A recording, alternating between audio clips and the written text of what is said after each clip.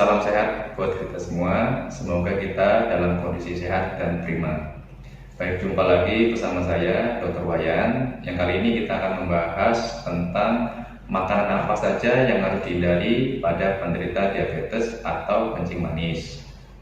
Bagi teman-teman yang belum tahu apa itu kencing manis atau diabetes, silahkan tonton video saya sebelumnya yang berjudul Mengenal Penyakit Diabetes atau penyakit kencing manis ya.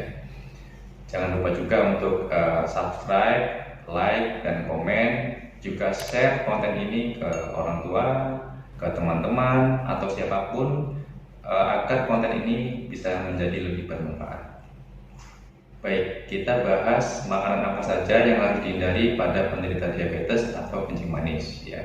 Nah, teman-teman, pada penderita diabetes atau kencing manis itu ada beberapa makanan yang harus dihindari ya. Selain mengontrol gula dengan obat-obatan, tetapi juga ada beberapa makanan yang harus dihindari supaya gula tidak cepat meningkat. Memilih makanan pada penderita diabetes atau kencing manis memiliki peran yang sangat penting untuk menjaga kadar gula dalam darah. Jika salah asupan makanan, kadar gula dalam darah bisa meningkat. Oleh karena itu, teman-teman harus tahu nih makanan apa saja yang harus dihindari ya. Baik, yang pertama karbohidrat sederhana. Jadi jenis karbohidrat itu ada dua ya, karbohidrat sederhana dan karbohidrat kompleks ya. Nah, yang dihindari pada penderita diabetes adalah karbohidrat sederhana. Contohnya apa? Contohnya nasi putih ya. Selain itu roti tawar ya. Kemudian makanan dari bahan tepung terigu ya, dan juga pasta tepung ya.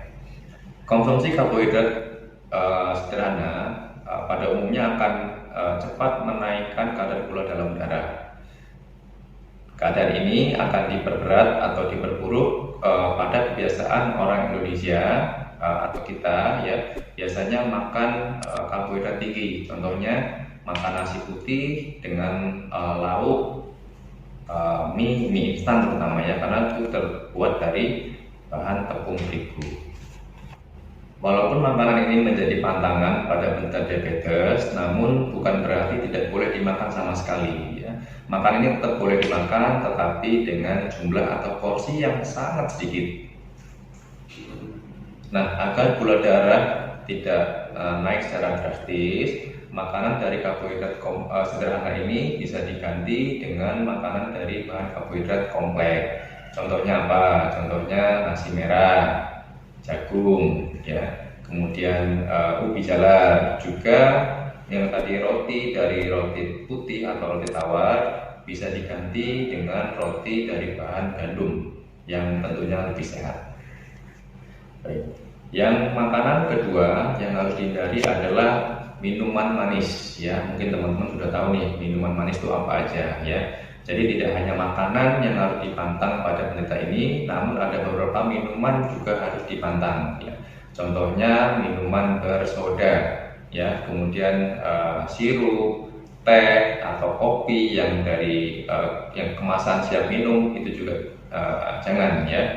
Kemudian juga jus kemasan, susu kemasan ya. Kenapa sih kok nggak boleh minuman yang berkemasan itu dikonsumsi? Karena biasanya pada produsen tertentu sudah menambahkan gula tambahan. Asupan gula yang berlebih itu dapat dengan cepat menaikkan kadar gula dalam darah Anda ya.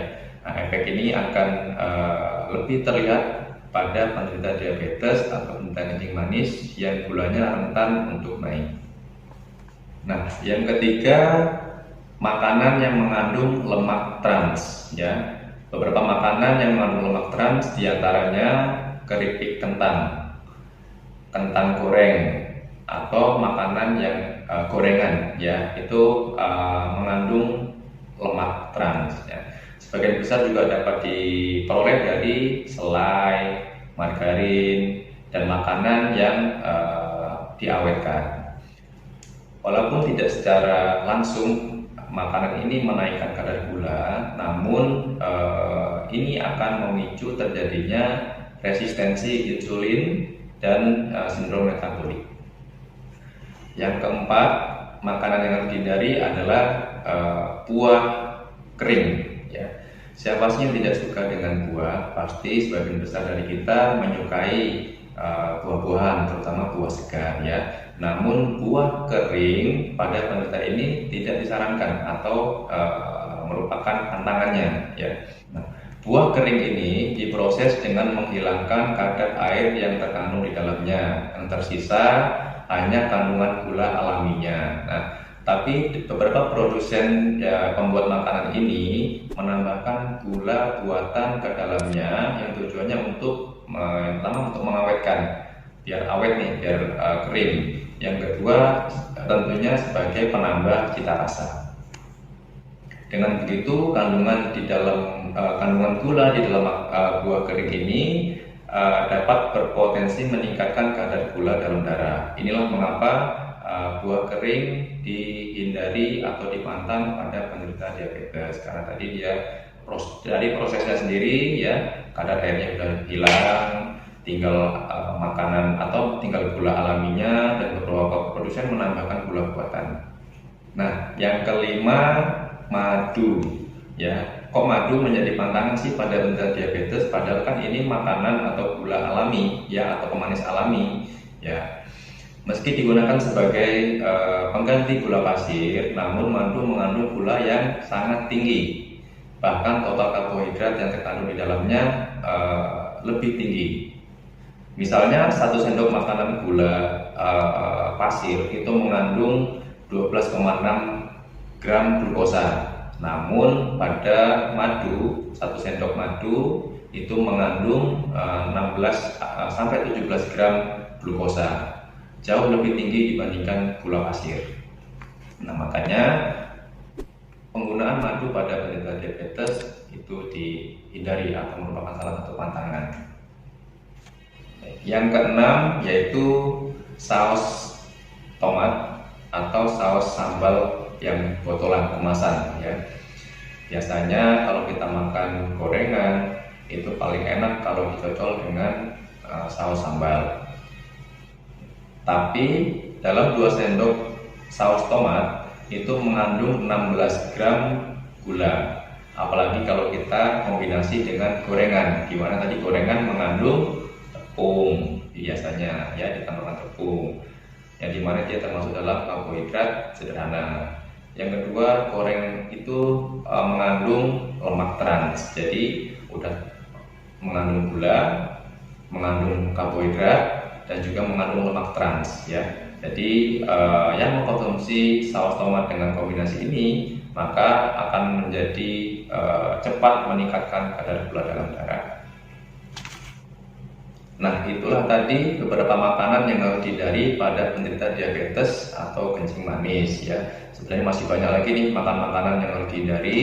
Yang untuk mempersingkat durasi, itu adalah makanan-makanan yang sering kita temui dalam kehidupan sehari-hari ya. Nah, ada juga yang bertanya, dok, buah-buahan apa saja sih yang boleh dimakan atau boleh dikonsumsi dan apa yang tidak boleh? Nah, itu nanti akan kita bahas lebih detail ya di video kita selanjutnya. Baik, terima kasih sudah menonton. Jangan lupa di-share. Salam sehat dan semoga bermanfaat.